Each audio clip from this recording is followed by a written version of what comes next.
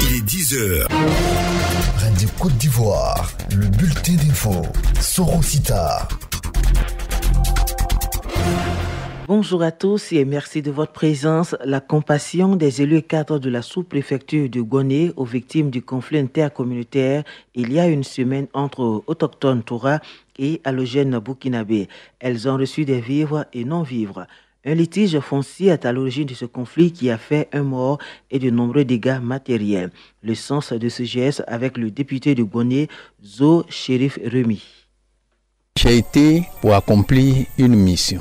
La mission que m'a confiée tous les cadres de la région, de venir m'enquérir des nouvelles de ce coin qui a été meurtri. Les moyens ne peuvent jamais suffire, mais on a envoyé quelque chose. Il fallait que les villageois nous disent toute la vérité. Le message, on va d'abord se calmer. L'atelier portant sur les nouveaux défis de la cohésion sociale s'est tenu à Bouaké. 25 leaders d'opinion ont pris part à cet atelier. Et c'est une initiative de Verbatim, l'Institut belge de formation et d'appui pour la prévention, la gestion des conflits à caractère identitaire. L'objectif, renforcer les capacités des leaders d'opinion par le biais de cette formation à l'analyse des discours sociaux. Écoutons à présent quelques réactions. D'abord, Nyombre Azaratou. Je pense qu'après cet atelier, il va falloir passer à la sensibilisation. Nous allons beaucoup sensibiliser sur le terrain. On souhaite qu'il y ait la paix à Bouaké, pas Bouaké seulement, dans le pays complet. Et surtout, ne pas suivre les politiciens. Docteur Mousso Ambroise, président du conseil d'administration de l'ONG Action Sociale pour la paix. En réalité, c'est une très belle initiative. Cette initiative même, on va à multiplier. Parce que parler de paix, il faut toujours en parler pour que les esprits commencent à changer. Parce qu'en réalité, la paix est l'essence de notre vie. La paix est le fondement de tout développement. Donc, en formant les individus, en sensibilisant les uns les autres à l'effet de la paix, je pense que c'est vraiment préparer les conditions idoines pour un développement harmonieux. Et Bouaké en a besoin. La mutuelle des ressortissants du Folon de Daloa a rendu hommage au président de la République pour ses actions de développement.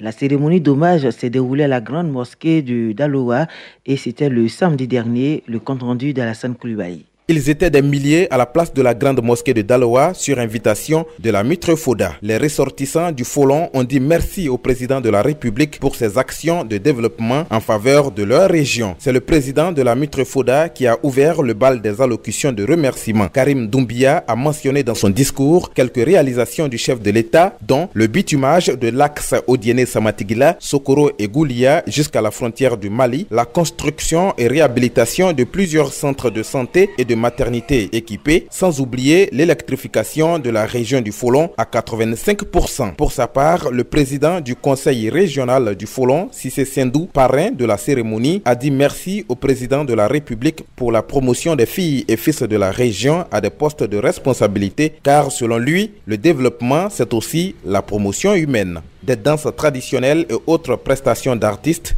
ont également meublé cette journée d'hommage au chef de l'État.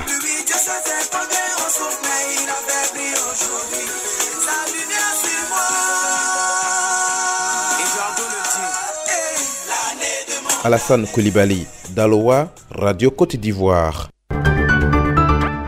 Et bientôt, une unité du CCDO à Bengourou. L'annonce a été faite par le directeur général de la police et c'était à l'occasion de la remise d'un bâtiment et d'un véhicule aux 5 membres de la police scientifique, un don de la coopération allemande. Madame Diallo représentait la coopération allemande à cette cérémonie. Pour décentraliser les services, on a créé ce plan avec la police nationale de au moins mettre quelques unités à l'intérieur du pays. Donc, il y a des cellules de la police scientifique à Yamoussoukro, Daloa, San Pedro et maintenant à Bengourou. Le réseau des chambres des experts européens, département Afrique de l'Ouest et la chaire UNESCO de l'université Félix Houphouët-Boigny de Cocody s'unissent pour renforcer les capacités des fonctionnaires de Côte d'Ivoire et les agents du secteur privé. Une convention a été signée entre les représentants des deux structures. Et puis, le lycée Henri Konan Bédié 1 de Daoukro célèbre ses meilleurs élèves et enseignants à l'issue des 2 trimestres. Une journée dite de l'excellence leur a été dédiée en présence de tout le corps éducatif de la ville. Kwasi Yao est proviseur de ce lycée.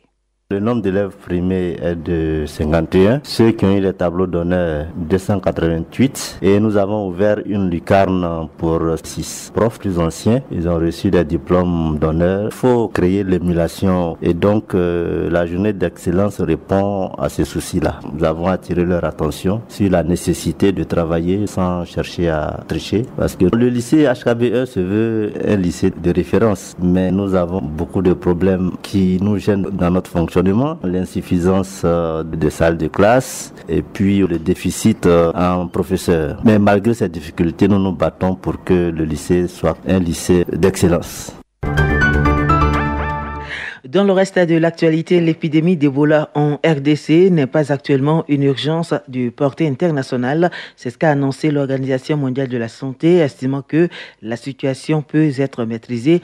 L'OMS a fourni un bilan de 25 personnes mortes, probablement du virus, mais sans que des analyses ne puissent encore le confirmer à 100%. 45 personnes présentent des symptômes suspects et 14 cas sont, eux, bien certifiés. Médecins sans frontières tentent de se montrer rassurants face à la propagation de la maladie.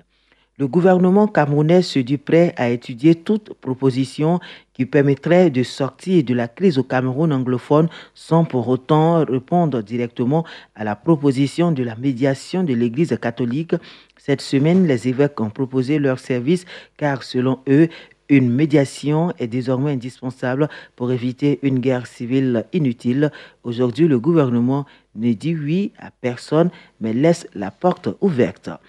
Le Premier ministre indien arrive ce samedi au Cachemire pour une visite de 2 jours placée sous très haute sécurité, alors que de nombreux affrontements à la frontière disputée entre l'Inde et le Pakistan ont fait au moins 9 morts, parmi lesquels 8 civils et 22 blessés. C'est la fin de cette édition.